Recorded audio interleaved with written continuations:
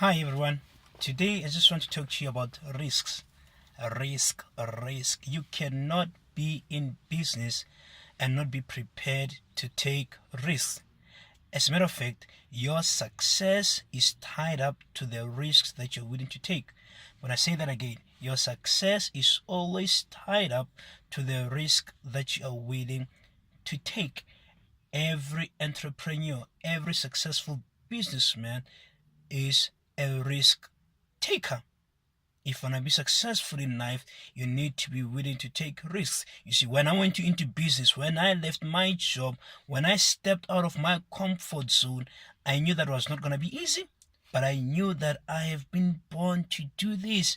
I have been born to be a businessman, and I knew that if I've put on all my effort into it, I will succeed. It was never easy.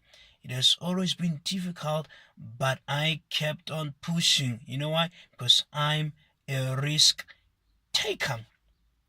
I started with nothing, absolutely nothing when I went into business, when I left the comfort of my job, but I knew that I gotta do it. As a matter of fact, my lecturer on my second year at Vets Technicon, my internal auditing lecturer used to say, if you want to be rich, you've got to go out there and start your own business. Because as long as you're employed by somebody else, that person will give you a salary and they will keep getting rich and rich and rich. And that really stuck with me because I knew that I wanted to be rich. And I knew that one day, if I'm going to be rich, I've got to go into business. And that's exactly what I did. And that's exactly what I'm doing now because I'm a risk taker. So remember this, if you want to be successful, you've got to take risks. And I'm not saying to you should blindly leave your job and go into business. No, you've got to make calculated risks. Calculated risks. Calculated ones. You don't just throw yourself into something without a proper plan. Remember, some of us have families. You have kids that you need to take care of, kids that have got to go to school, varsity fees to pay, high school fees to pay, primary school fees to pay. So whatever risk that you take, it has got to be a calculated one. The first thing that I really want you to think of, that I really want you to do before you could just think of going full time into business, number one, get rid of your debts. You don't want to go into business and still have debt. Pay off that car, pay off that house, put extra money into that house, put extra money into that bond, pay off get rid of all clothing accounts, get rid of those credit cards. You don't need those things. You don't live in debt. Get rid of debt, pay off those clothing accounts, buy cash. Buy cash, go to town, go somewhere. There are a whole lot of merchants, a whole lot of stores that sell very good clothes at very low prices. You've got to start prioritizing. Get rid of those store cards. Get rid of that. You don't go to business and still have debt hanging over your head.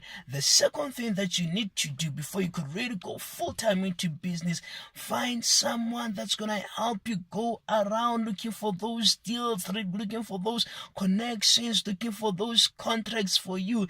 And once you get those small ones that you know that out of them you can make a monthly living, you can meet those small needs every month, that's when you can go out there and do it. But you've got to find someone that will help you when you're still building your business. Get someone that you trust, preferably a family member that's willing to help you establish your business while you're still tied up to your 8 to 4 p.m. job, because you can't do it.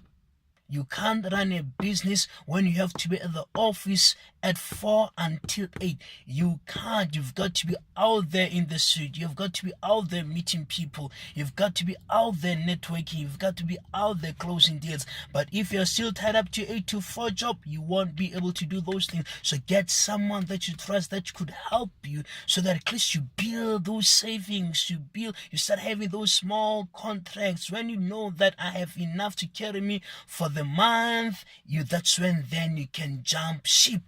When you know that you have enough to carry you throughout all those months, 6, 12 months, when you're still building your business, then that's only when you can jump ship. But remember this, I'm going to say it again.